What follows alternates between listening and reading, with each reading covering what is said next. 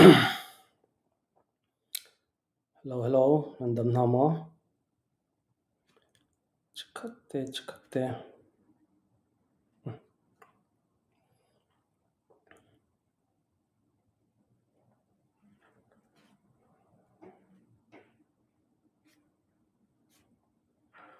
chikatte salai alo me menglawa tumi kavan chim ha ding mi cho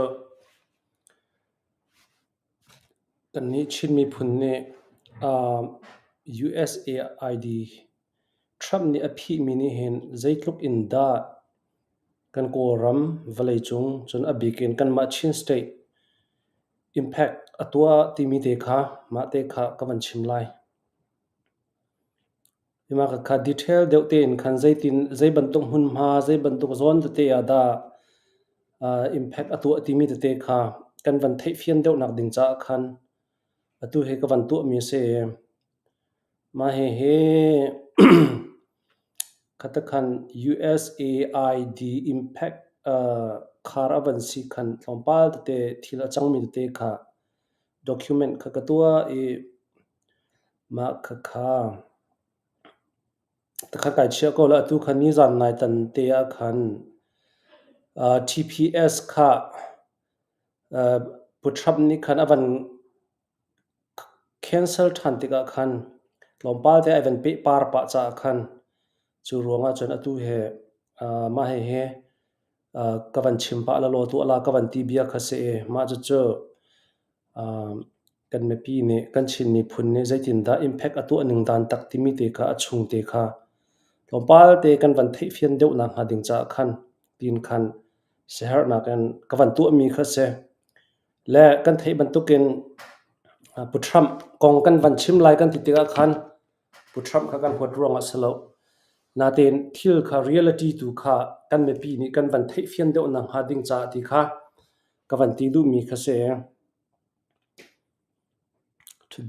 tonight I'm going to share us about how Myanmar was impacted under Mr. Trump administration.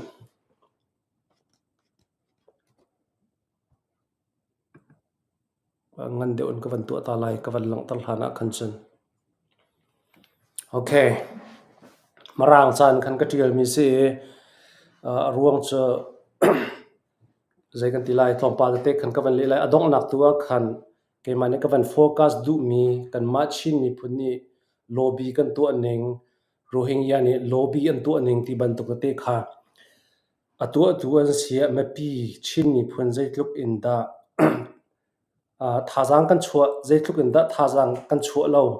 ti mi zai tluk in da khe ban tuk leya khin tan nak thin lung kan ngei lo ti mi te khe ma khe adong na ka khen conclusion in khen atu kavan chim ha ding mi he pe paren kavan chim du mi kha se tu tana kavan point out du mi cha okay along me mengla wa tingya ro chino under Trump administration aw ma belau thi Myanmar nai ngai gut thi yau da le so ra chino sharing lo ma phi bare tlompal te beng hak ta nau si lo se tu zada kavan chim du mi he apakhat na ka USAID ni global in impact atu aning dan akanda category te kha kan zau na lai chokho chon koram impact atu aning chokho chon koram chunga organization top 10 affect atu aning kan zau na lai fiang de in kan van thai fian nak de cha khan a thai mi zong kan umlai na te khan zai kan tilai zapi zara ne detail de in kan thei lo sola khan tibia thelo mi ranga khan sharing kan kavan tu adu mi khase chokho chon chin ram cha zai tluk da sung na kan hu ti mi abikin chon atu lewa chin rama chon kan bau chan chan mi CHRO ase CHRO arian tuan nak zai tluk in da ha ala ke zai tluk in da an chan an rak pe an phim thiam na an pe zai tluk in da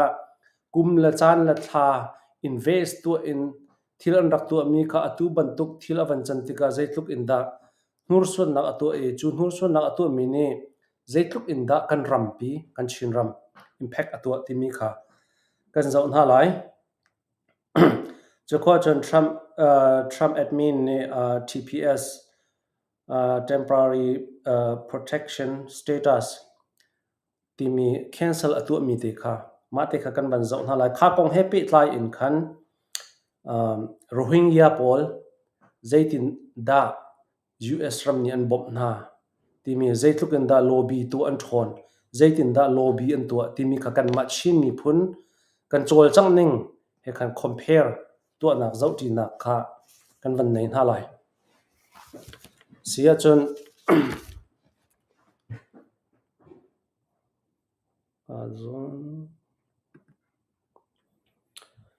direct en ka van culture thoma ko lai ka te hen cha te ka van hlok ta la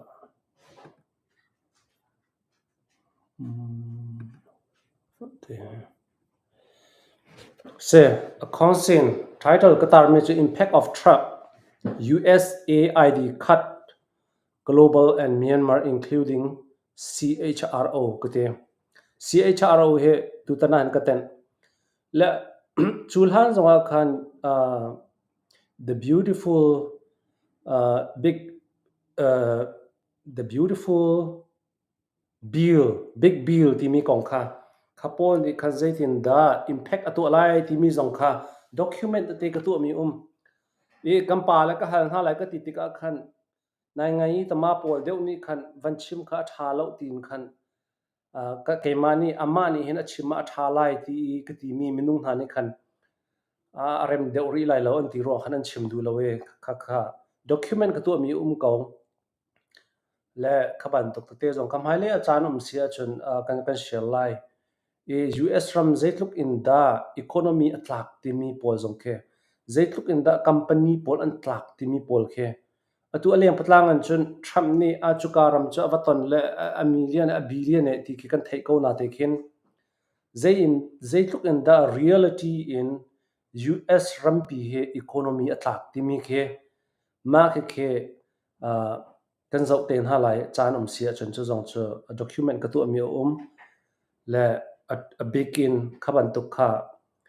stock le crypto market in khen zaitluk an da tlak ti mi kha khaban tu te po jong kha kan zau sia khan jen me pi kan fiang de lai sipoi akai ngai kan ti hi te tin khan kan ru liu zaitluk an da reality in tlak ti mi pol kha khaban tu khan fiang te in khan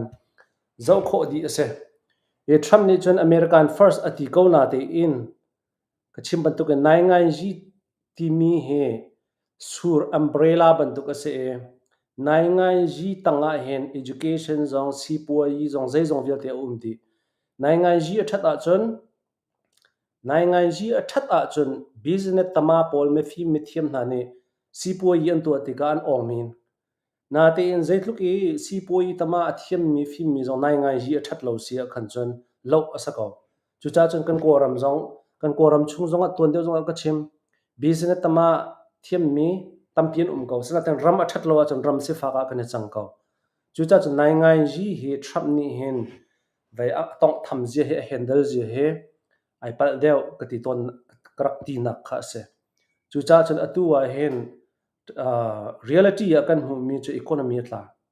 ni zan nai tan te ya pakhat te ta chun na ka kan lang ta to lai mak ngai mi chu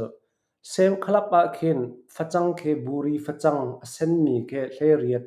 chun pakhat deu phachang a eng non mi ke hle riat ase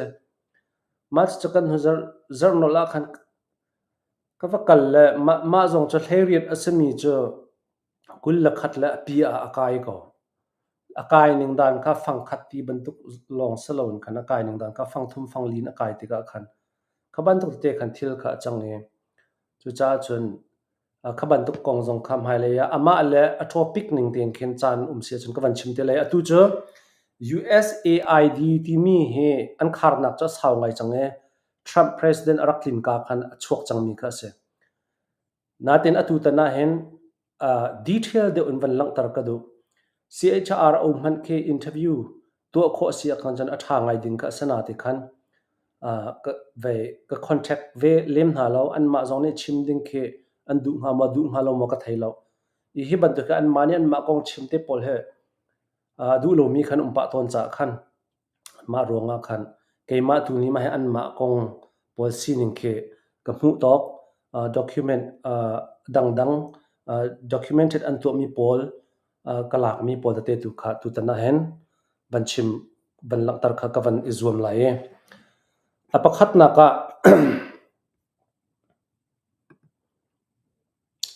อปะขัดนักะเห็นก็เห็นบีตินกับบันทักษะ development program USAID เฮTrump admin นี่อวันพีติกะเห็นอัดเก็ตใจกันทีไรอัดดดตีอินคันใจบรรทุกเอเรียปอดา impact อตัวที่มีปอลค่ะกันวันเจ้าตานหาไลอามาสาบิกะชู impact อตัวมีจะประคัดนัก development program ที่เส development program ช่วงหันใจปอดาไอเตล impact อตัวที่เสียจนประคัดนัก economic development and job program ที่เส economic เลยและเรียนเลยกับอปันนี้นัก youth leadership program youth leadership เลยจอลจังนักปอลเวียลเตค่ะหนูส่วน education sport education film จอลนักเลยหนูส่วน peace building and community dialogue peace building และ community dialogue ที่มีปอลค่ะวันหนูส่วนอีกขั้นที่ขันกับวันชิมก็ละกระเทียบเฟียตุกไล่เราสาวปีดอกนักตัวกระชิมดูมีเตตุค่ะ point ตุขัน conclusion กับวันตัวเตลัยเต็นกันบันเทียมก็เลยกระซุ่มapangana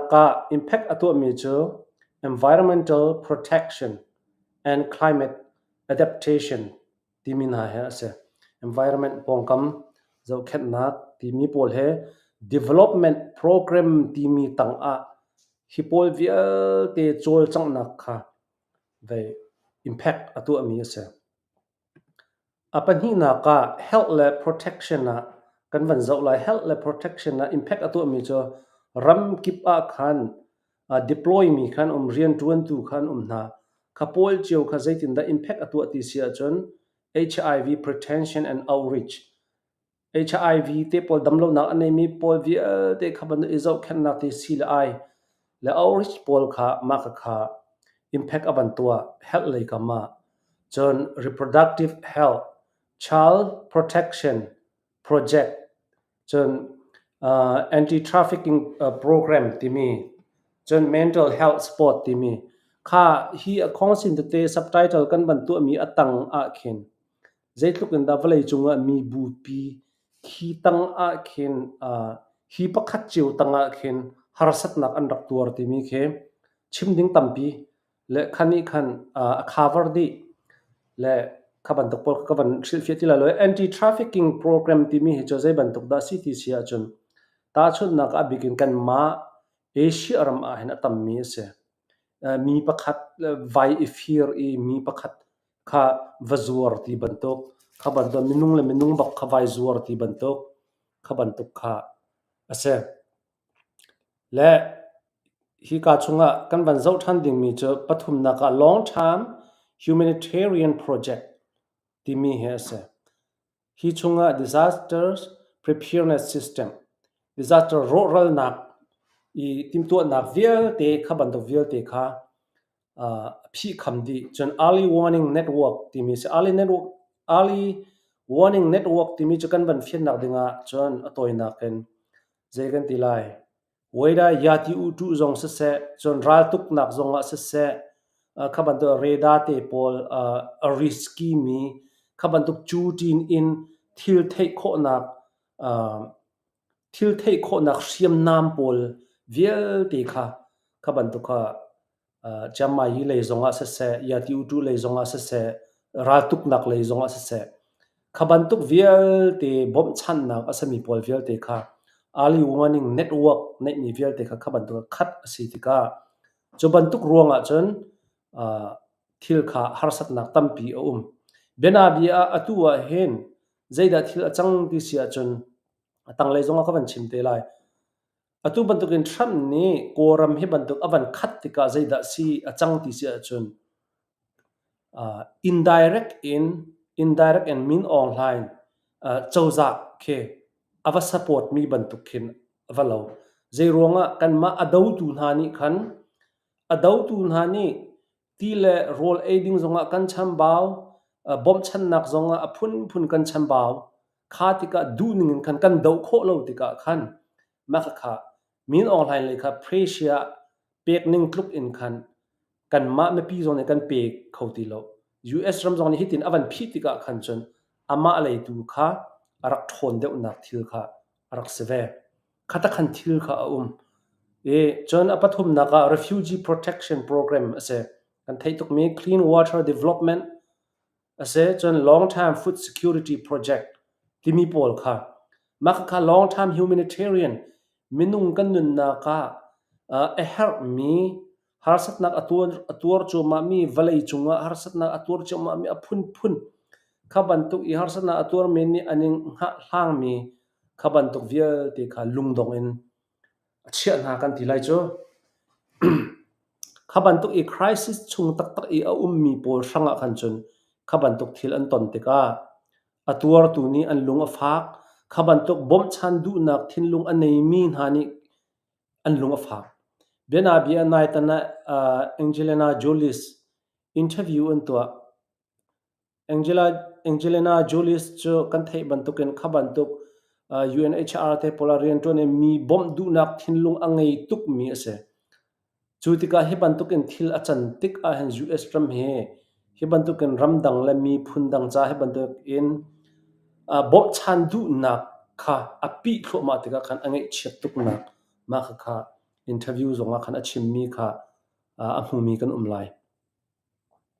khabantuk kawan chimdu mi khabantuk in khan US ram ni hen mi phundang cha zon ro nak thinlung tak angai mi tampi an rak kan chimton US minung pol cha marang cha dot nak thinlung anei tak mi cha nei tuk cha minung chimlo in satil arwa man ke an zo khet ning dan an thop ning dan he fi zong an hallo cha dot nak tak an nei mi chunga chon khabantuk ase minung le minung kal lak a har sa chu ma ko mi mit ni amu ko mi khabantuk bom dinga bom chan nak avan pi tika khan chon khabantuk thinlung anei mi ranga khan chon kol hol kan chima chan an chi kui tok le he kan I nak zona USAID operation avan hur suan ngai mi chazai da city sia chon staff kha fall long rian tuan tu na kha zai kan tila an rian tuan na kan khan adong tar kan tila cha they no more existing end up kan tila cha adong chon mon apan hi na ka zai da an rian tuan na ka adon khan ti sia khan chan monitoring team gone kase apathum na ka travel team pol kha and remove na phaisa ti lo tika khan chan field office close localize chana pangana ka local partnership dissolve kase local he khan partnership to nak zonga khan phi chu kho lo win khan khata khan dong tar ase le ma pol kha arian tun nak lian pi USAID timi arian tun nak cha alien tuk mi kha se a billion in kum khat a billion som thum ti rang budget rang rian atun mi alien tuk mi ase chulian tuk mi kha khata khan van phi lewang khar asitika khan chon valei chunga hen tam tuk te he hini hen anur suane anur son mi minung na cho mi rum an salo nur son mi minung na cho mi se fak mare thai do kha te harnak atur mi minung pol kha anse chon makha USAID ni phi avan ton tika amani aton mi le valei chung ni ton mi criteria as a category mo kha kavan chim mi chung tang a khan pakhat nu pakhat chatlang pakhat nu pakhat tanga khan menung kha thong in harsat na atur mi kha hel kong ase chen hel tanga ti bantuk an khan thong an ti mi kha kan mit thamin ken kan vachon kholai apani na ka impact of Trump USAID cut in Myanmar kate Myanmar a hen zaitin da impact atu atimi kha kan zaulai here are the major consequences documented by human rights group media and organization working in Myanmar my consequences na he phi kharnak atu mi avan chua pi mi consequences an si chu pol chu zaida an si ti sen lay off 1/3 of staff he ka hin including CHRO ka ti CHRO zong ka chong khanai tal chi stop sending me a medical team to remote village kha phi asi chang te ka khan chon si la ai pol kha khote leite pola khan kuat timi pol kha an to khoti lo unable to pay for falls to warm village for airstrike khaban tuk in khan airstrike te pol na jong kha khote le khan to na ra thang ni ka na khaban tuk te pol zonga khan zaiman khabom chan kho na kha an nei ti lo ti lo stop human right monitoring in dangerous area ka ti nung ti phang mi mun ma pol vial te khan monitoring kha ai tu khoti lo a stop di chang chu kho chon stop legal advocacy and documentation work le atu bantuk in kan ram jo do thlen na dir hun chunga kan tika khan advocacy tu her mi thil pakhat khat achang mi kha documented tu ding khatam pi khaban duk kha film nak lai in cha lai kap in film nak an nei mi pol ni research tu pol na ni an tu nga ding mi vial de kha khaban duk pol vial te kha ai tu khoti lo tu kholo in khan thil kha khata khan a block di this was described as devastating by CHRO makase chucha chun khaban tu kha Trump ni hitihin akhar aphi kan ti tika khan zaitluk inda kan ram koram pi anur suan zaitluk inda kan chin ram anur suan khaban don a stop di tika khan jan kan ma mepi kha kan tha jang ader ral kap khacho sek khacho Russia he taluk he ai bom khate bom nak phun anei kan mi kha thon lei kan pan ti lo aram thum na mi ni kan nei chunte phaisa kum thum kum li kan kuat kan dong chutika rampi do na ti mi a chon minung tha sang long anga lo ram khat ni theipi nak ngai atu bantuk in khan bom kha help mi kha se juliwa atu bantuk in thil asitika khen zaitluk inda kan do thlen nak cha zonga khen dai impact atu ati mi khe kan van hu fian nak ha ding cha khan kavan lang tar du mi ase USAID he Trump ni aphi le kan van ti tika khen US chalong in khen ru ading asalo arwang cho atu US ral kap jong an sia British jong an si an chim mi khe kan fian ha ding mi cho minung chu kan lo cho lo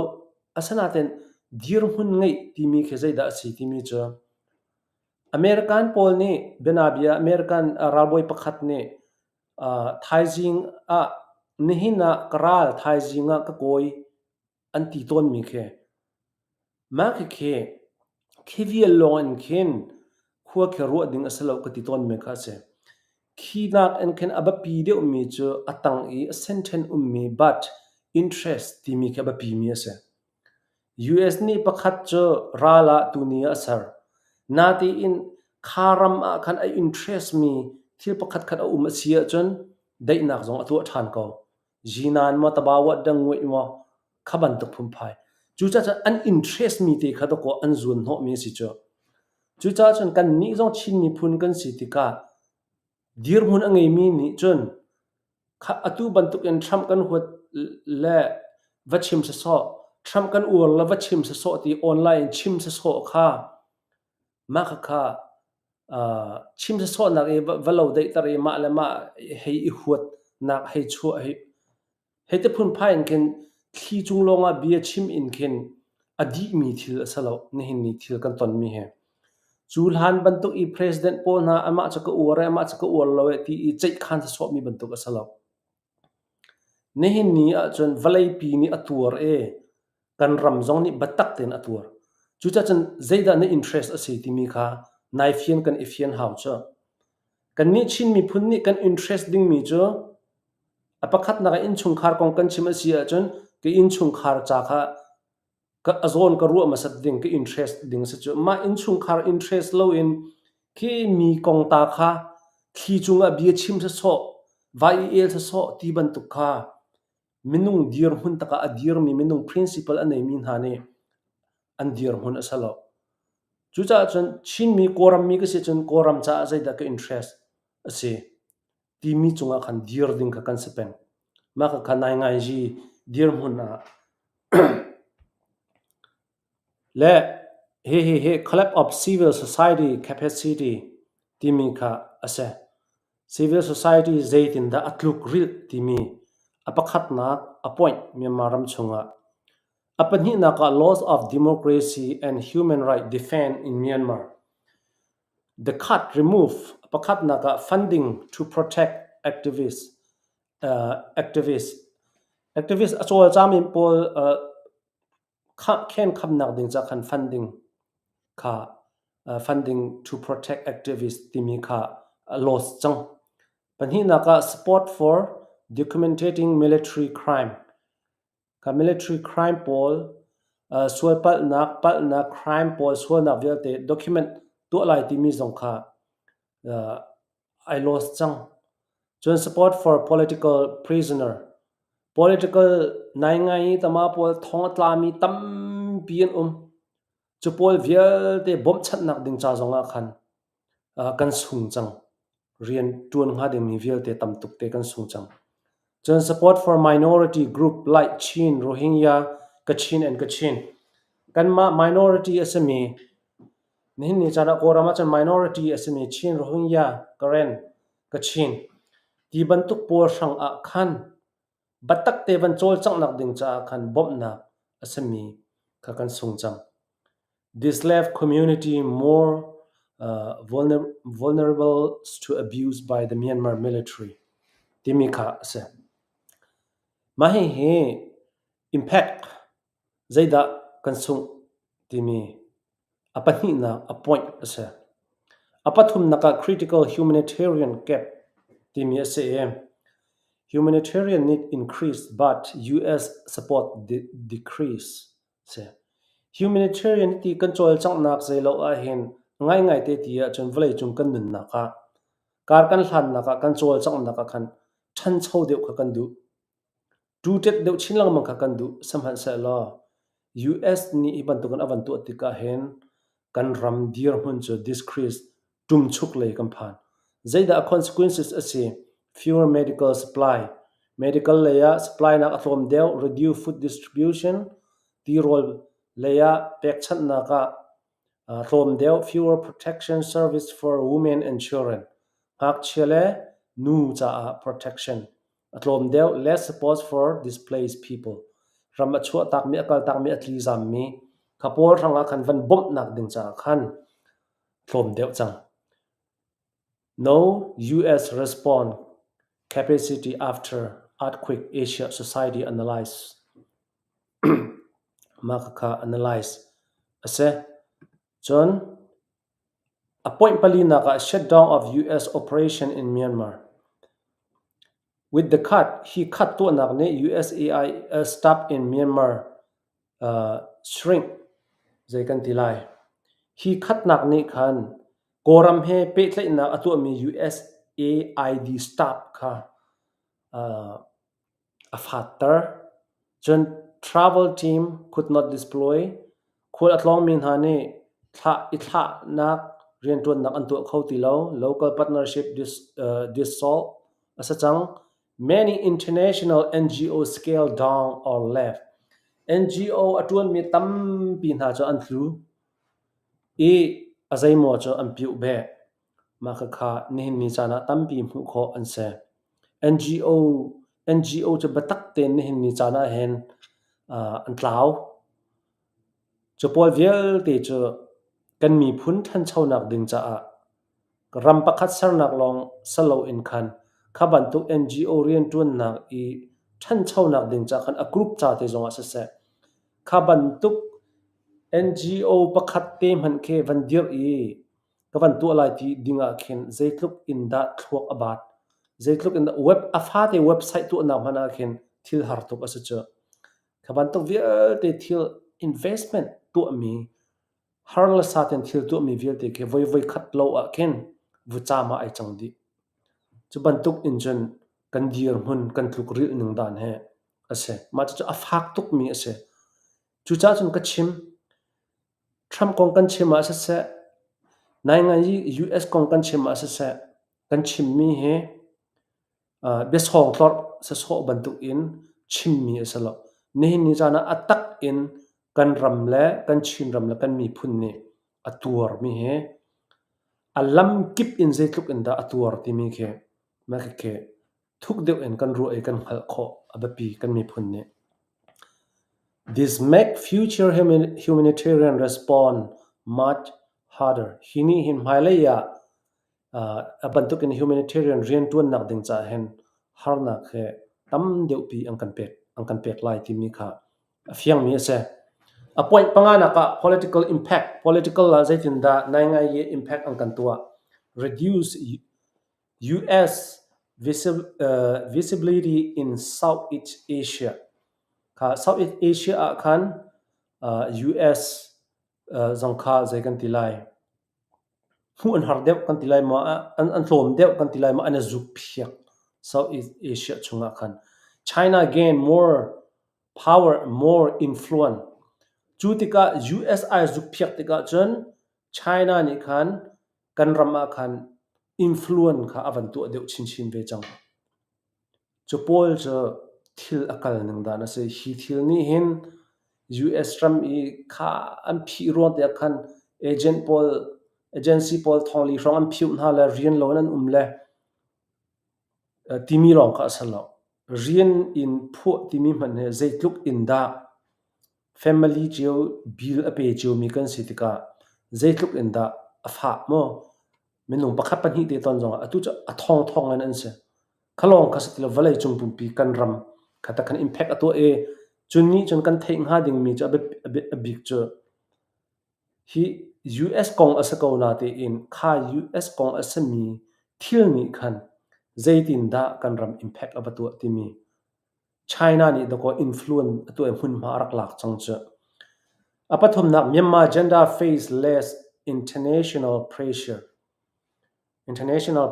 kha tlom deu chang Human Rights Myanmar described this as the US abandoning democracy and right in the region. Human Rights ni describe anto meche US ni kan democracy as a right timi human right ya kan se kha kan zai kan tilai a hlot chang democracy a hlot chang democracy songa a fight cho ma mim na menung cha khan khaban tu kan thil atu atika khan chon in other words phundangan ma ka kan chim asia khan chon democracy a hlot chang marang cha khen kan hak chitlewa kapani hen marang cha krama kan chim to ne passive le active timi ke kan thei ton kapani ang kan chim mi ka phil kholo mi cha nangma chu nai do kan ti kan chim asia chen active voice in kan chima chen passive voice in chen nangma cha afoi na kan nangma cha namui chia ti mi pakhat kha kan ti na sia chen active voice and passive voice in chen ama kha ai chim lo na te khan ama kha ai do ti na khe se khaban tuk in khan thil khe ase kawan chim du mi cha Trump ni democracy ka dau lo ati go lai asana te in practical in valai chunga thil atu tawning dan kha ma kha human right pol ni anvan tining dan anvan hu ning dan anchut ning dan political perspective in anchut ning dan khan chan democracy kha kal tak chang a hlot chang tin khan an hu ning ase ma cha political perspective hu ning ase asa so in khan achung in khan thil bia chim mi po in khan achim ning in khan kata khan thil kha fian salo in khaban tuk bia la hla la thil akal mi he zaitin da indirect and thil he impact atu e timi kha passive le active ka timi bantuk in khan thil khe chon thiam kha ar khaw aprok naka global impact beyond Myanmar Myanmar long salowen global impact atu aning the cut weren't only for Myanmar globally the freeze affected toina te ma chu ka ban lang tar mi se refugee program in the Middle East ka impact atwa health program in Africa จน anti trafficking program in Asia a climate resilience project worldwide TSA hi ka zona in man thak kalak tarmi afa pa e zeitluk in da impact atua aram kip cha khan impact atua timi kha lian de in ka ban zo ta to lai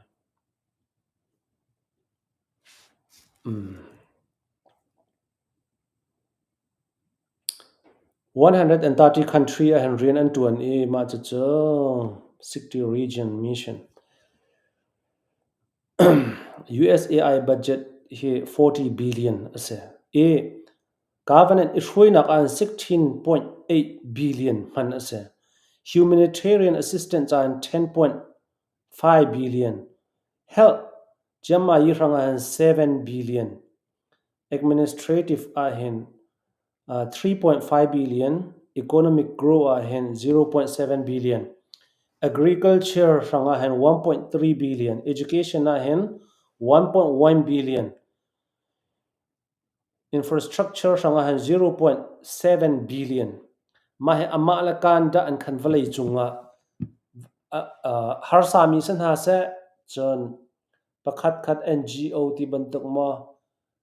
kharam mi hani than chhonak ding cha khan training ti bantuk leadership training kan ti lai cha a foi nak chan kha bantuk than chhonak development thil tu mi pol vial te kha pol vial te kha phi ti ka chen ma kha ram se phak pol sanga khan kan tem tur ko cha khaban to kha phi la US te atu he economic atha de mo van ti ka chen atha de chuang thailo ma cha apoina US politic ke ai so thui vir na ase US tal he batak ten thang chho se si phak ra themi pol zong du po in affordable seeding in le low man bill zonga nung kho na se grocery thil ripo jong tum se gas man jong tum se US cha han batak ten khen atha mi sia khan chan tin khen chimo ka atu cha US cha zonga khan tha hlei hla balai chung pi cha zonga tha hlei hla kan ma ram cha zonga kan ni ram cha tuwa do thlen na atu chu ma mi harbak mi bom harbak mi kan sitika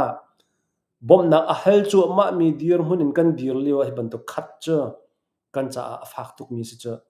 chu cha chen atu bantuk in kachim mi appoint cha atu Trump kong kanchim kan titika huat cha so ke sala zeitluk in da impact ang kan tu nang dan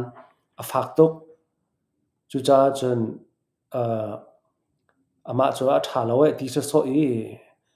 ve online chim chai sa so ke aman lo ka ti lai cha chu cha chang kan chim kan rel mi cha aman dingin zeitluk in da thil asi ti mi kha kan thei fian kha bapi top 10 Myanmar organization affected by USAID cut and kan zo sia chan zaida hini hin impact about do tisin apakhat naka CHRO Chin Human Rights Organization apani naka KHRG current human right group apathum naka ND Burma Network for Human Right Documentation apali naka Progressive Voice Myanmar apanga naka Assistant Association for Political Prisoner AAPP aparuk naka Phi-Kharmi Myanmar Institute for Peace and Security apasari naka local IDP support group in Chin Sakai Kachin Karen apariat naka Women Right Network various ethnic region apakua naka independent media DVB Mizama Sian Herald Kachin new group aparha naka public health NGO working on HIV prevention and community clinic Paul Khanse this group lost payroll full budget outreach program and reporting operation hi group Paul ni Paul vel te he an sung di chu cha chan hi vel te sung nak ne zeitluk in da kan ram cha sung nak a chu pi timi khe khwa ruat mi ni chan kan ru ading ase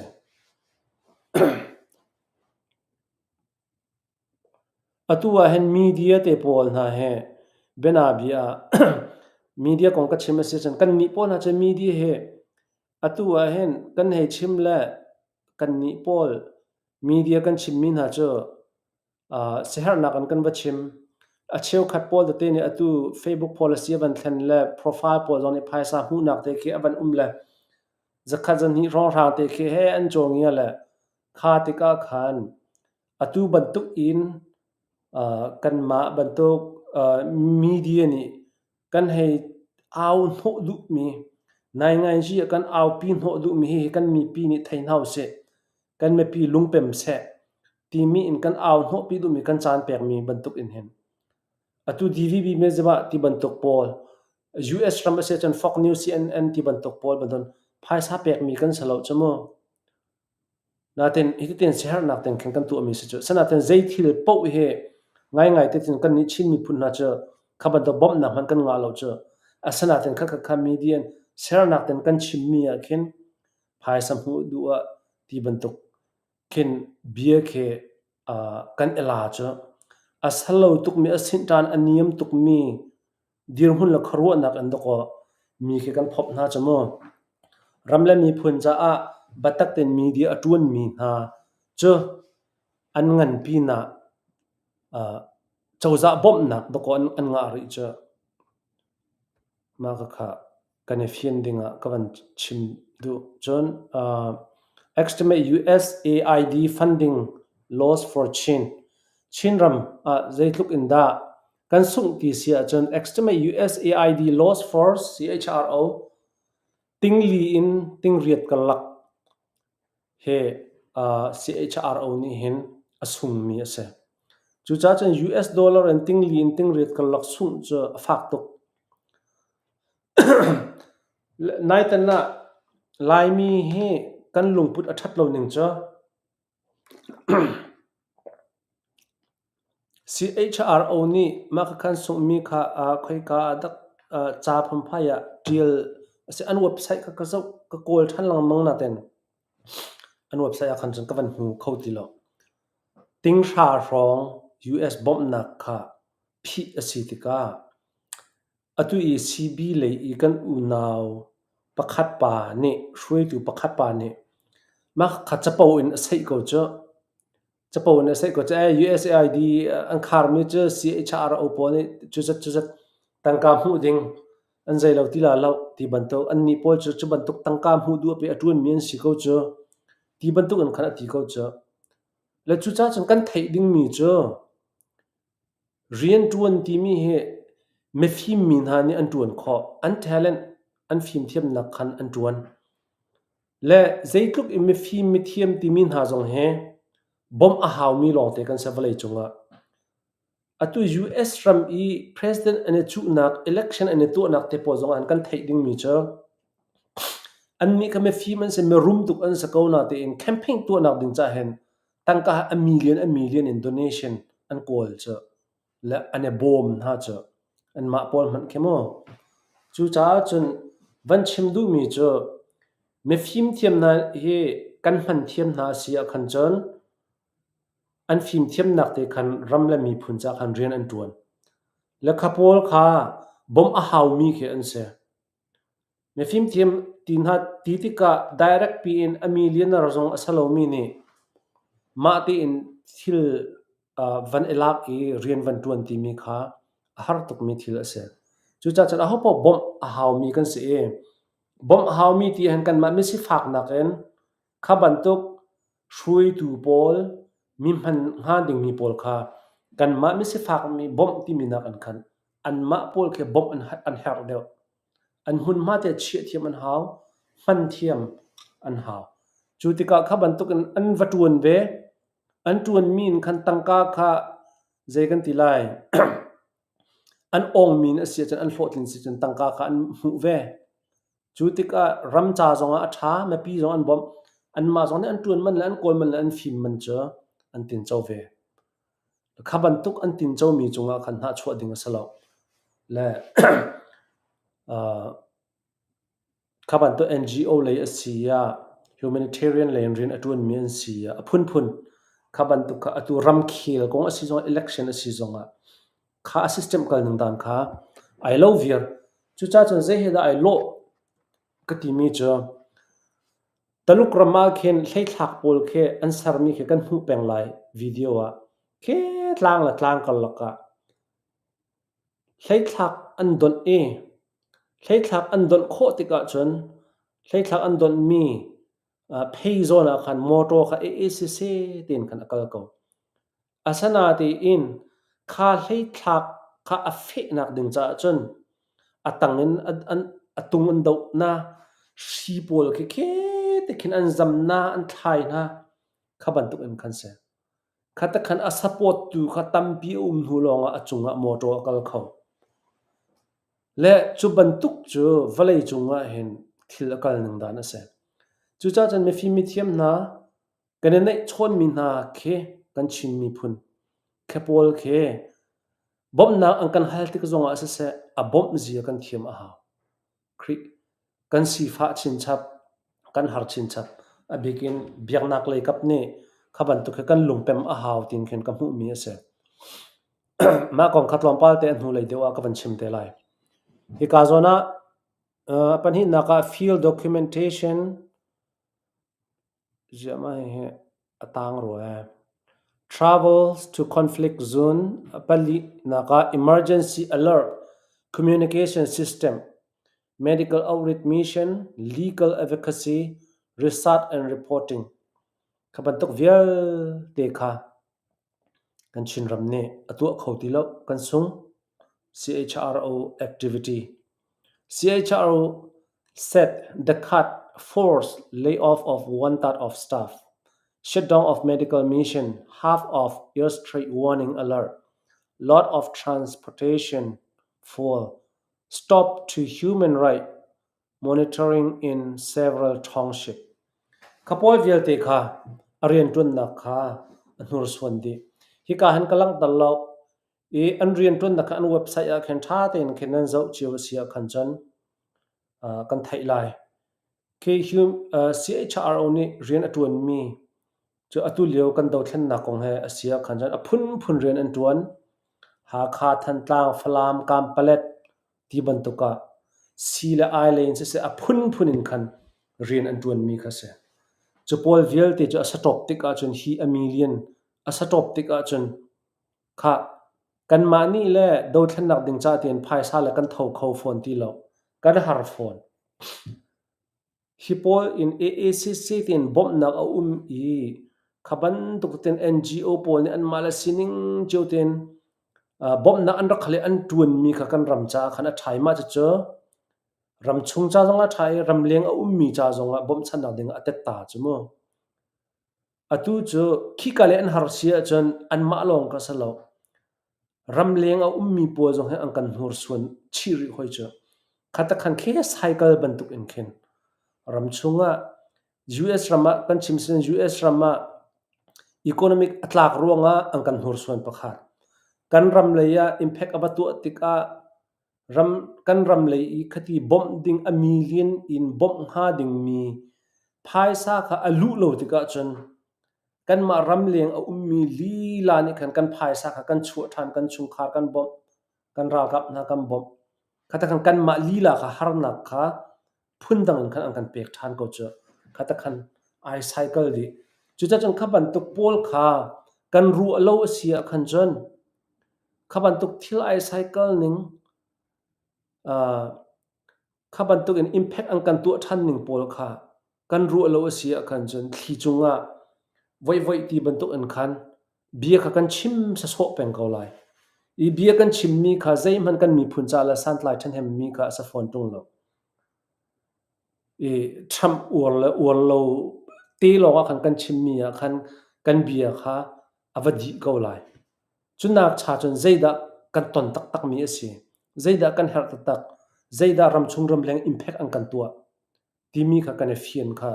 kan mi phun ni her deu mi se IDP displaced people suffer most Chin State has one of Myanmar's highest displacement rate this impact of USAID cut less food hi khat minute chin state ranga zaida harna angkan pek food assistant kha tilo less protection kilven na ding cha khan thom deu chang less humanitarian aid bom na thom deu chang fewer shelter bom nak te pol NGO in a phun in arami zong kha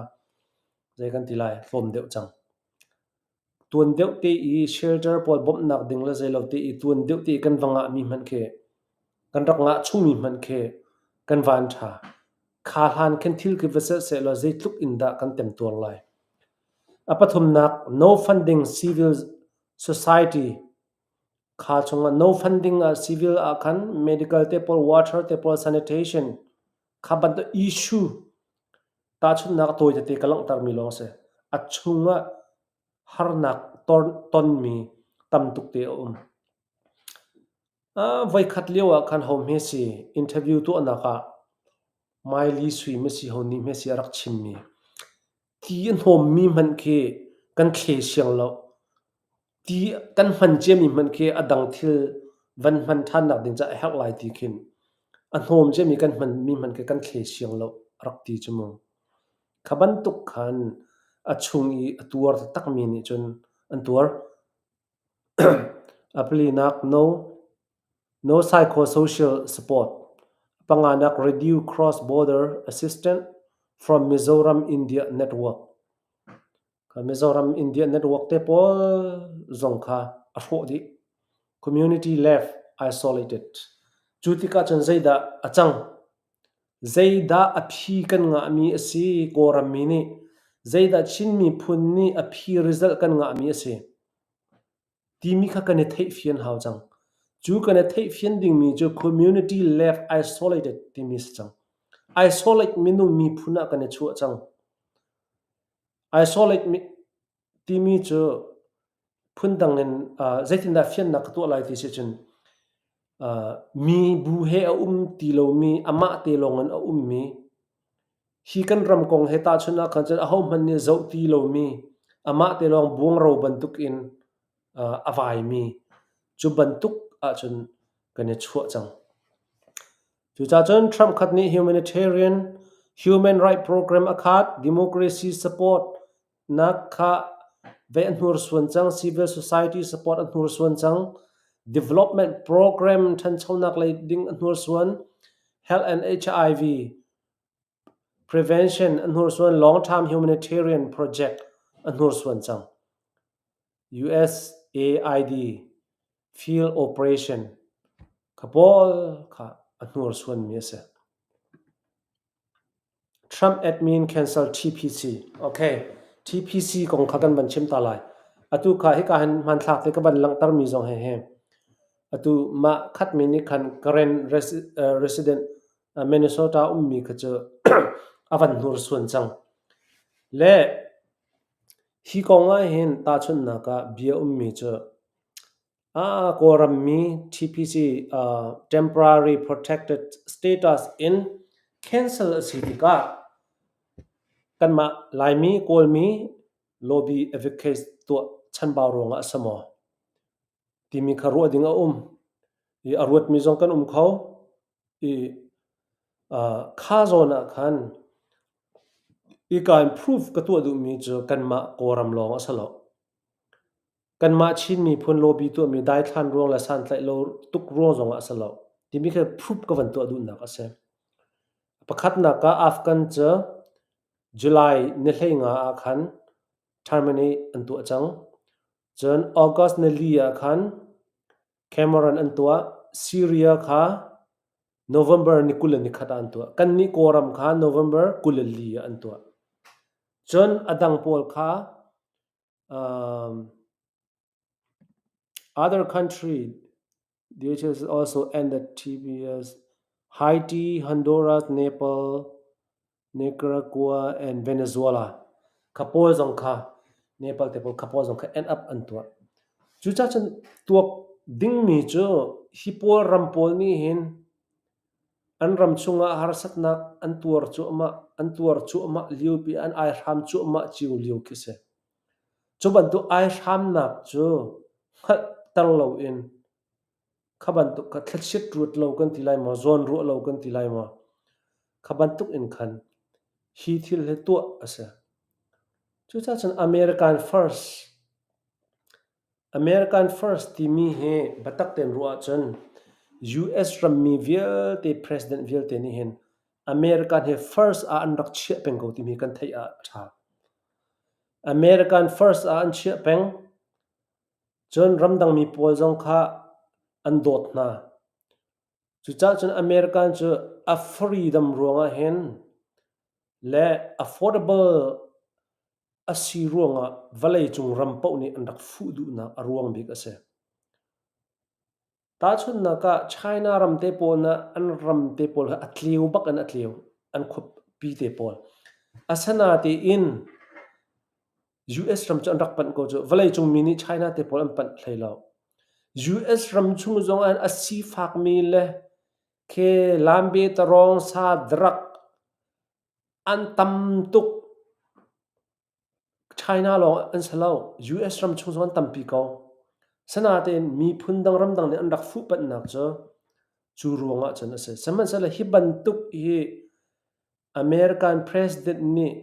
ramdang mi pol an rak welcome lang mang nak na an zau khen ning na American chu kheng pakhat chunga chulhan no krak chem American I apung je chu a imei chu kheng pakhat chunga apple e banhla e orange e ti in aphun grape e aphun a ummi zong sung aphun in a ummi kha ma kha American ni chen pungje imei a anrak chia mi ka se chu pungje chu ni chana hen tlau chin thluama chu cha chen America ni a imei a pungje zong khazai da si ti mi ke kan thai hau cha American first ti tik zonga khan aphun in ru hau le he ka zona hen okay ma he heaven se sala hi kong le pakhat deu te van pe van du mi le e Rohingya kong he van se sat ka van du mi Rohingya kong tu kan ban zo ta lai US ni Rohingya je na support alun chen mi chana chin community a rian karak tuan lewa kan president pira thong hong zon ni ken Rohingya zaitluk in da lobby to an thon ti mi kha arak research ve isalai cho research ve lobby an to na an thon na kong kha ECBet board member sina khan sharing ang kan tua lakan ni zong kha kan rak tuan lewa khan asi kho chungin lobby chin mi phuncha kan tu lai ti kha kana zuam ve mi ase chu ronga chan kan ma kan tuan lewa khan kapal lawa chen refugee kong batak ten kan rak focus kan rak kalpi siatha or zong ne kan bom chen pita thom hung lila zong kha Malaysia kal roda ka ti khalio khan kan rak support e khaban tuk in khan kan rak chol chang ve na lobby kan tua I chin mi phun he compare ka ban tu alhan te ya khan Rohingya kan ban zo sitan Rohingya cha the US has provided nearly US 2.4 billion to 2.5 billion in humanitarian assistance for the overall Rohingya crisis bracket refugee displacement person host community since 2017 2017 in kan zo sia chan Rohingya cho US ni 2.5 billion rakbom na in 2024-25 alone the US committed 10 of million of dollar he can a fresh 73 million packet in March 2025 pack and say for for food nutrition and basic aid shanga khan ase apathum nak the assistance focus on humanitarian need food shelter medical support nutrition and so makha US ni an bob min ha ase Jutisia chon zaitin da humanity Rohingya polni advocacy antua adong nak sachang Rohingya advocacy and self-organization how Rohingya are pushing for their right and future and man right chala and future ranga Rohingya polni zaitin da push antua zaitin da mai an nor apakhat nak achunga the Rohingya people many of whom live as refugee or stateless person have not only received aid kha bom nak long kha Rohingya pol ni hin an nga lo zaida antua mobilize advocate tries to build structure to represent themselves khata khan mobilize antua advocates antua structure an mi phun an ram kan tilai cha than chaunak ding cha khan aphun phunin khan an malan ma represent to dinga khan chupol na cha man lak mi a hen a main point a chol chang big mi kha ka ban lang tar mi ase kan pali apakhat naka Arkhan Rohingya Union ARU timi ase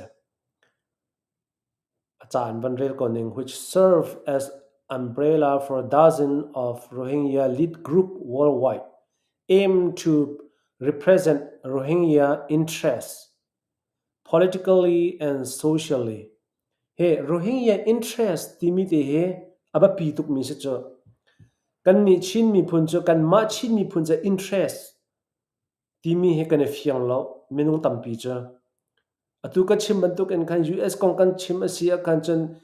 vai aphi lo mi a khen nom sai in kan bia kan chim sa so aluan che mi chana koram in hika korama party NLD party asami pa interview antu achim mi cha ramthum na ummi sakona te in koram cha a interest na ai zoom na kong kha achim koram mi kan sia chan koram cha zaida achia tha timi kha kan interest ding ase ma in chung khar cha kha first kan ru peng ha ding se ma in chung khar cha ru lo in thi chungi bia chim so cho sulam angai lo mi dir hun ngai lo mi principle anai lo mi an sekati ko cha menung ti mi cha principle nei kan haw apani na ka Arkhan Rohingya National Organization ARNO ti mi se based abroad which works to advocate for Rohingya right survival and repatriation ti mi ka se apathum naka an group ni atun mi Rohingya Youth Advocacy Network RYAN ti se they are empowering younger generation through leadership training, skill development, and raising awareness, showing resilience and long-term hope for justice and rebuilding. Makano ni batatin antu amisa. Rohingya he an nakla an ampuran shala ti shor shalon ken lai mini hin kan hukunin nacha. They took in that achwa building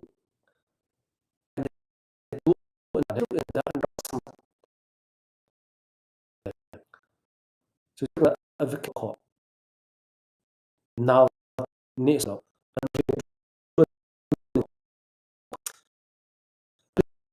Rohingya to give the community and leadership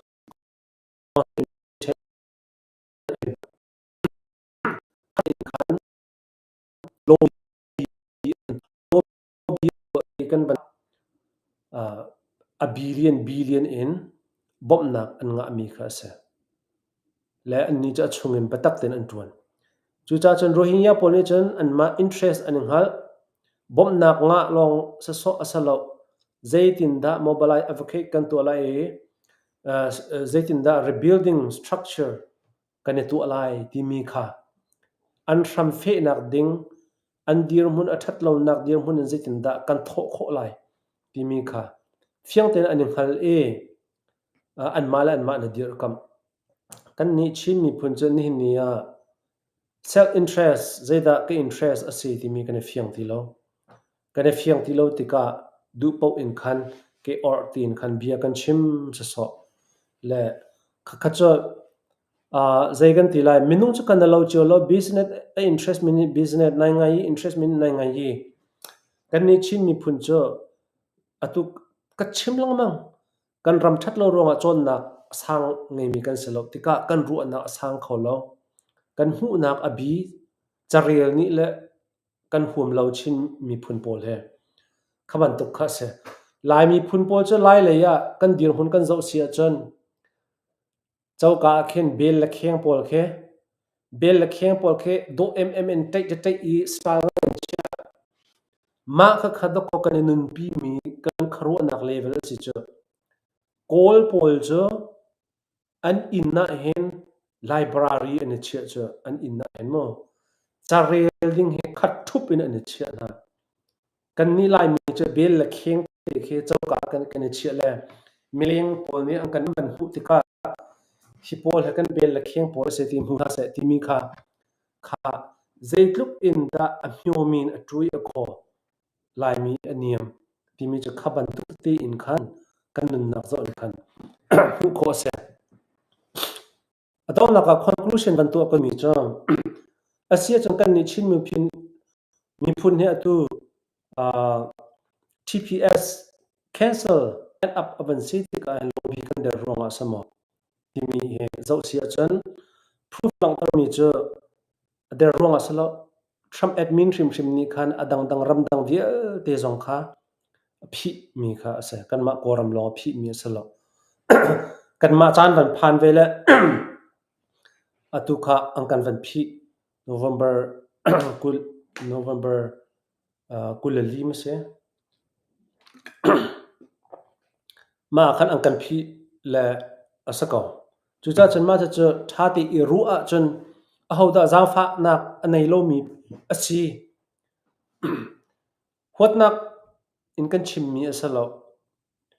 le khaban tuk kha zeida reality asi ti mi ke kan zo kho ke abapi de Trump ave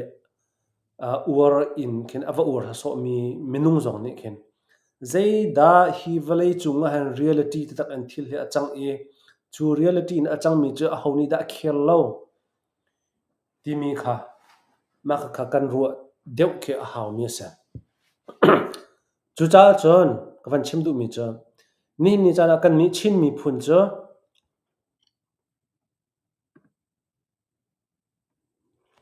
ni cha na kan ni chin mi phun cha kan dir hun zeida city cha chon atu bantuk an batak te in lobby an kan tu piak tu chu CHRO an se adang tampi NGO an tampi na ten mi phun hop in lobby an kan tu piak tu CHRO an se le khapol kha an rian ton nak kha zeigan tila an chambam nak te jong pakha pa ni na kolai sana ten respect pek an ha kan mi phun cha an tuan nak chunga an phim thiam na kan mi phun cha an tuan kam khat le ya atu wa kan zo sia chen DC ya puzo tum hong kan hu puzo tum hong anun kan zo sia chen refugee ai thok ka ten se kuamin se dot nak zone ru nak anai humanitarian rian atuan peng mi ase ni chana chan aram thum na kam phan la zai rel lo in kin kan ti du po in kin kan bati chamo party kongte pon ha zai rel lo in kan ti cha kan bia zalong tuk cho chin mi phun khaban tuk zong khan respect pek la value ti mi zong kan thailo kan ma serem ning po in khan bia ka kan chim so la mi upa respect pek nak zong ka kan thailo puzo tum hung kong ke mane ka ban chim to lai anma khaban to kan halna kan chan an chim du lai lo cha khan atu kong he pe parang ka ban chim du mi cha chulana khan Maryland advocacy jaida si khamak kha to atu khan Burma advocacy institute timika ase ko roda tik pal lo sia chun ma kha an van dir than thil an to an zuam ma ki asi kho asia khan chan batak ten chin mi phun ni kan dir kam na ding ase khri fa bu zon ni kan dir kam ding ase kan lum a fian a chan ma kan dir kam mi kha kan ram chin mi phun ni kan ngei mi na man ok a tha mi thil a thei mi minung na kha a man zia kan thiam na haw kan support thiam na haw atu hlei thak ka chim mi banduk kha se hlei thak chunga batak te in moto akal kho na ha ding cha chun tlang ka laka hlei thak don asitika akal a shi in hiten an zam thir shi in atangan a support kapol atlin I a support tu tika achunga moto tluang ten akal kho choban tun tluang ten kan mi phun kan kal kho na ha ding cha khan man kho asami a qualification atlin mi minung na kha support ding an se le anni kha merum an se ve hoilo merum an se ve lo nai ngai tama ti tika nai ngai tama jong chan selo na ti khan mi phun zon ro nak thin lung bak e khan anun na ka pathian ni ma kha che mi si ve chang tika ma cha cha tuan du mi kha se adam lo bun atu upat lein hu pi tiang zonga le tangka nei mi len se phone lo mi phun cha la rian an tuan du tangka lan nei lo bom nak an hal tika khan le kan mi phun ni kan lung a phim khaw lo kan fiang lo khri fa buwa bom na an kan hal khaban tuk te po na batak te in chin mi phun kan lung a phim sun bom ding ase ama pu zo tum hung long kha salo khaban tuk in khan man ok athami minung po na khe zei bantu criteria category chung I an chol chang nak po wa khaban tuk kha kan mi phun choice han nak ding cha khan bom du nak thin lung kan ne ha rohingya interest an fian bantuk in kan chin mi phun ni kan chin mi phun interest kan fian ha ma cha cho a hlo thin sia chan ama cha zonga ti man mai man te athan hem nak cha ai mu ve lai ta na ten chun nak in avatha de nga ding mi cho kan chin mi phun cha khan se kha bom lo bang tar ta hak ban tong kan che sen thil kha an tu kho ve lo an tu kho lo te ka khan rian an tuan kho lo ti ban tu kan kan ti hoi na lai ka chim cho US president le ki senate pol ai zoom mi pol khaban school district pol zonga se mayor ai chu mi pol zai tluk in da phai sa an di bom na an her donation he an tu chiu cho US ram arum chi ko mi pi man khemo kha kan tu cho chu cha chan thil rian tuan na a hen khaban tok system ka how peng bom a how peng mi thil se ni zan na ya ka han ka koi pa pu than thre he dora bia kan ru la khaban tuk pol bom nak kong kha kan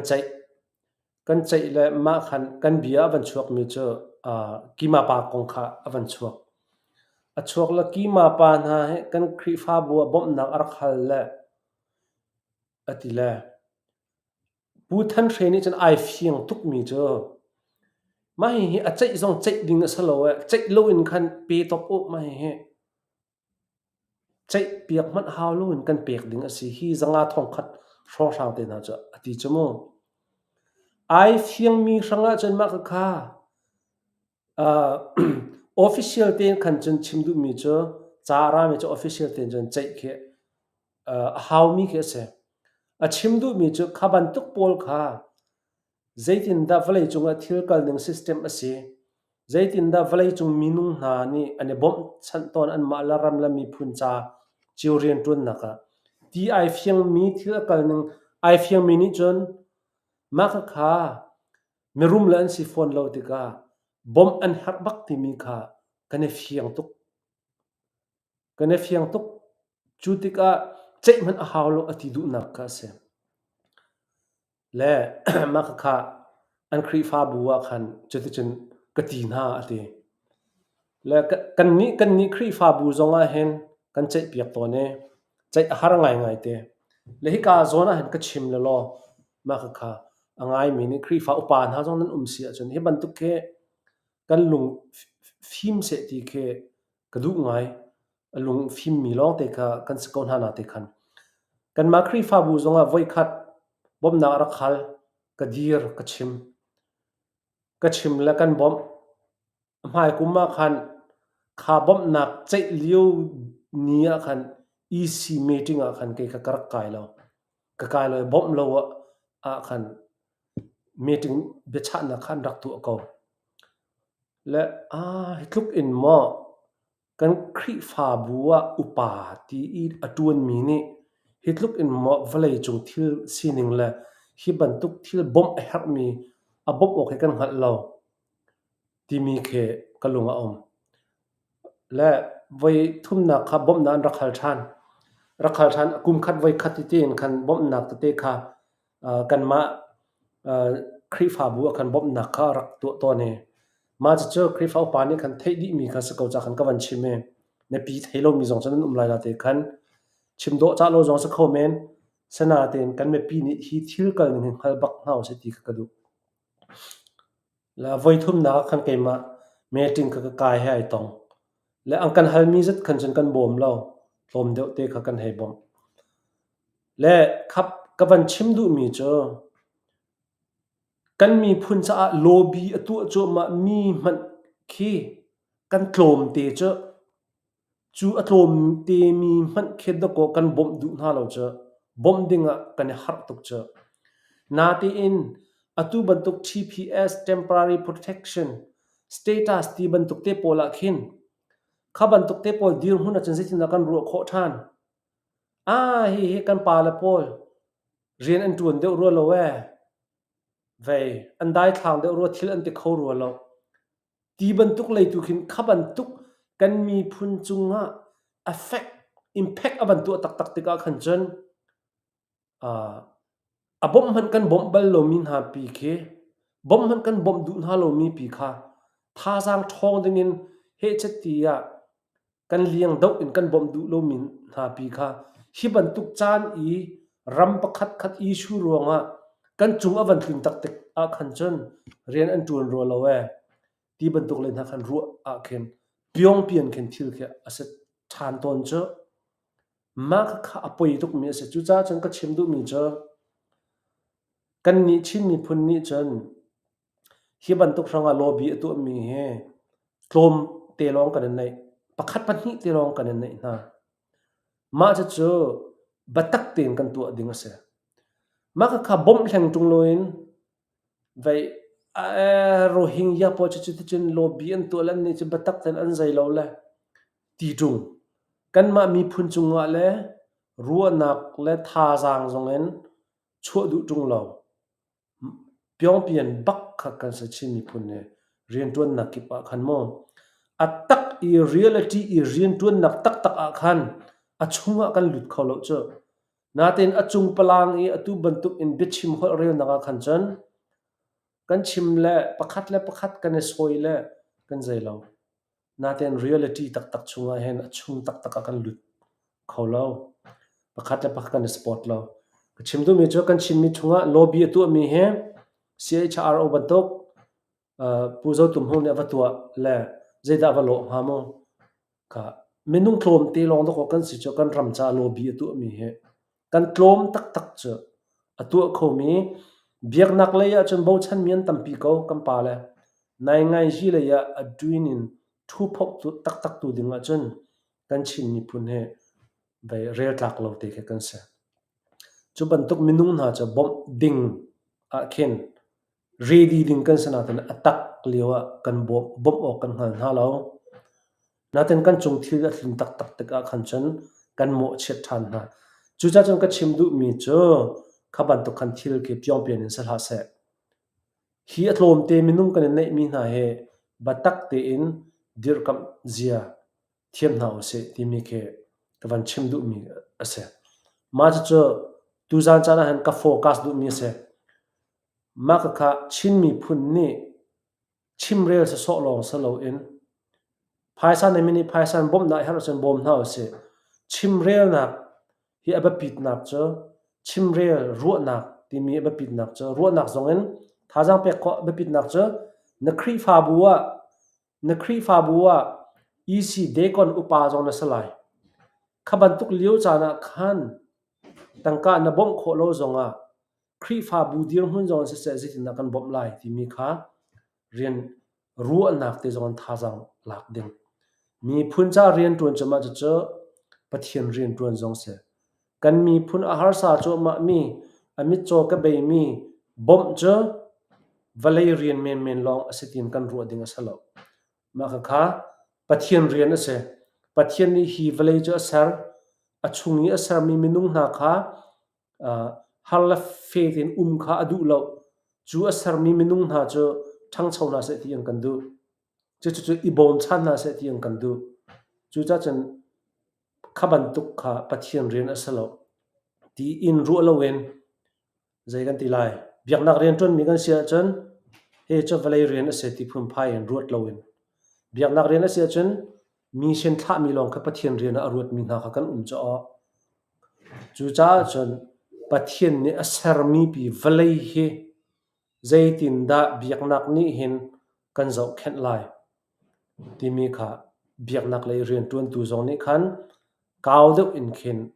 ru en khaban tu kha support chia kan thiam her ti mi de khe ban chim ka du mi se le se tu zan ka ban chim du mi cho kha he ka hen iban to tham tam thin lo nak kan chim kan ban ti ka khan chim sa so asalo atu ka chim mi he chu hlan zonga ka chim mi khe voi khat voi ni tam thin lo nak ka chim je ronga an tam thin nak kha tam thin nak te vasakoi atlam thin lo nak kha US ram cha re na patun la atlam thin lo ti sa so khe salo cho ram chung mi kan ma lila zong kha ang kan nur suan cho la ram leng vatako ram chung katitika kan ma US ram chung ka chim du mi se la koram le si zonga valai chung pumpi khatakhan anur suan mi ka si ruanga chubat anur suan mi impact cha bai ram mi pakhat dir hun kan sinan khan kan chim rel mi kha se timite kha vanchim ka ban du e mai ka chim se so mi salo ka tila ka zailo adong nak te ya ka ban upload ta la la ka ban chim kol la ka tu zan lai te khan cha ka ban tial mi khan kan unaw pa pakhat pa ni khan comment ak van pek la tham kwat nak ding cha hen tham sina cha kwat hawlai ti ya ma kha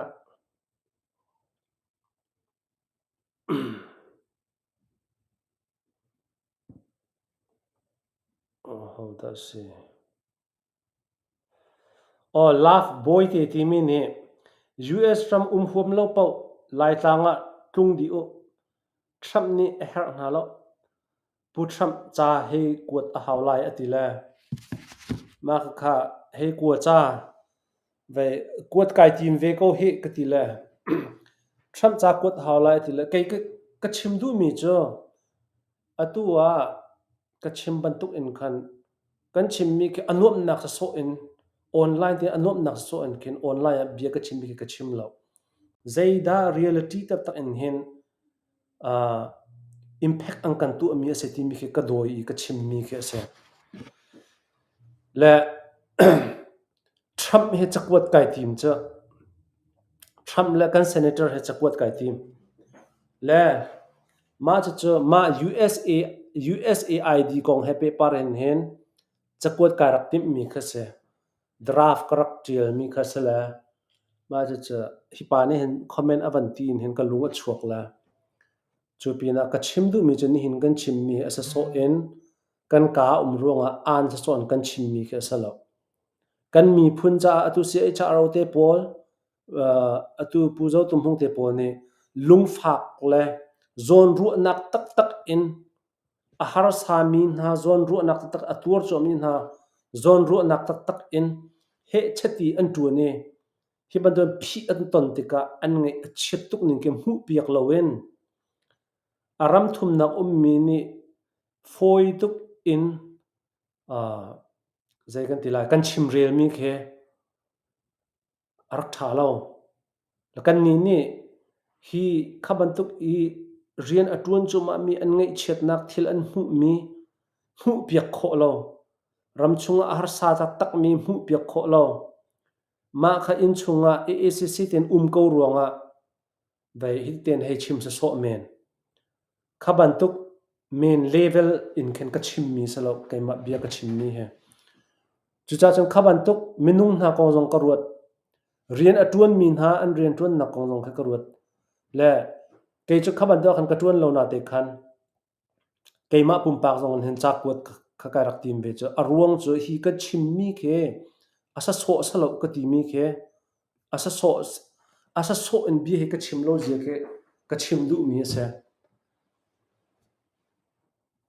mai he kan up naw pa ni khan avan zai lo ro khan ka ban lak tar so mi se mai he ma he cha ka tial mi he subject restore USAID support for Myanmar human right and Chin community katila ma he draft in katil mi sala president asia chon etihin ama address zona an kot kai team le ma he kema information zong ke official chatil ning dan khan chon kema ke information zong katil how chon kipo ni cha first priority and share me to constituent see how la khaban kha ase la ka chim du mi chi hi cha he ka fa kuat lai le vam hu la alung ai let lai ka ti ru nak ka salo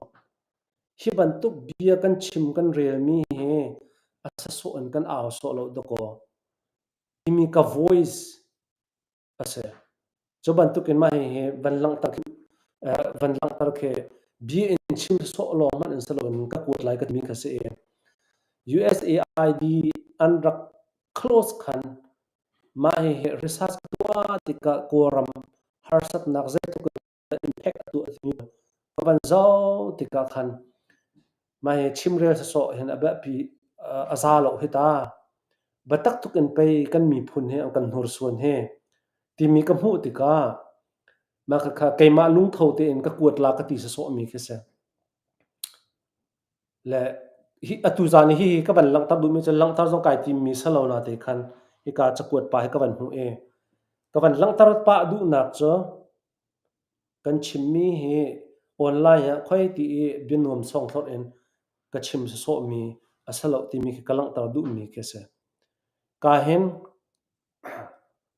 ka zai lo du mi cho zai da si ti sia chen point out ka du mi cho I respectfully ask that restore funding for Myanmar civil society and human rights program. Panina re-establish USAID field operation necessary for monitoring and humanitarian access. Apathumna ensure that ethnic minority communities such as Chin, Kachin, Karen and Rohingya are protected. Timi ke ka focus du mi ase le atua kalunga ummi chama he karakuan ha mo kati draft in katiel mi khasala naten ma he US boro kha athleng na ban thangla la USAID na jong he phundang deu in transform na aban transfer la chun kati ronga khan hetin ka he chia ko ka chia le asana tin atu ka lung chuak mi cho atu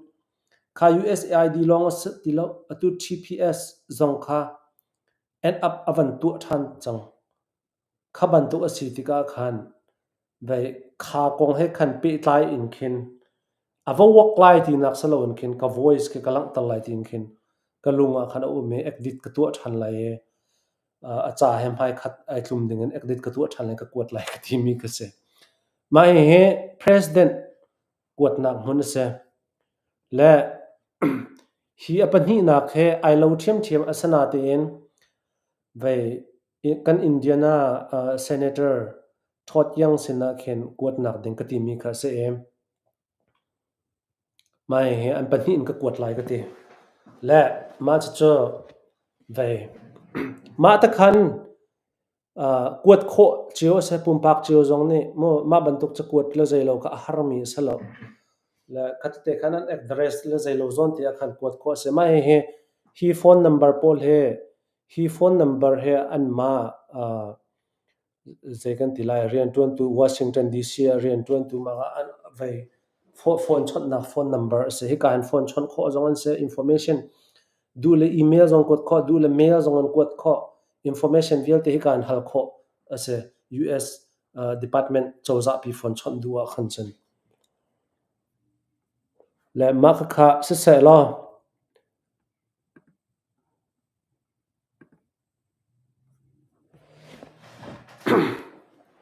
se atu he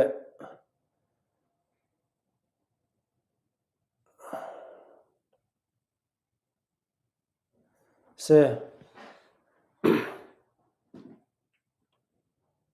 comment te zonan raktial mi umpa comment e kanvan letin halai lo ma te kha ka thin lunga ummi ase e kan chimrel mi kha kan mi phun la kan ram cha a zeida kan interest ase ti mi te kha ma te kha ka van lak ta du mi se sile hevial van sari se lo tu zar chunga hen asiko sia chon politic chin mi phun politic perspective kan view dan he ma he topic in hen pu khu klian he bero na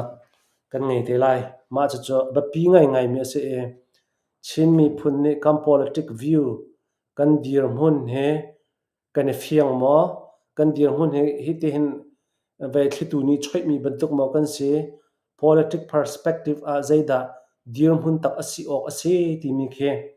kan thai fiang kan van thai fiang deuh na ha ding cha khen ma cha kan mi phun dir mun ka zau ti ka hen zai kan tilai nai ngai tama zo kan si chiu na lo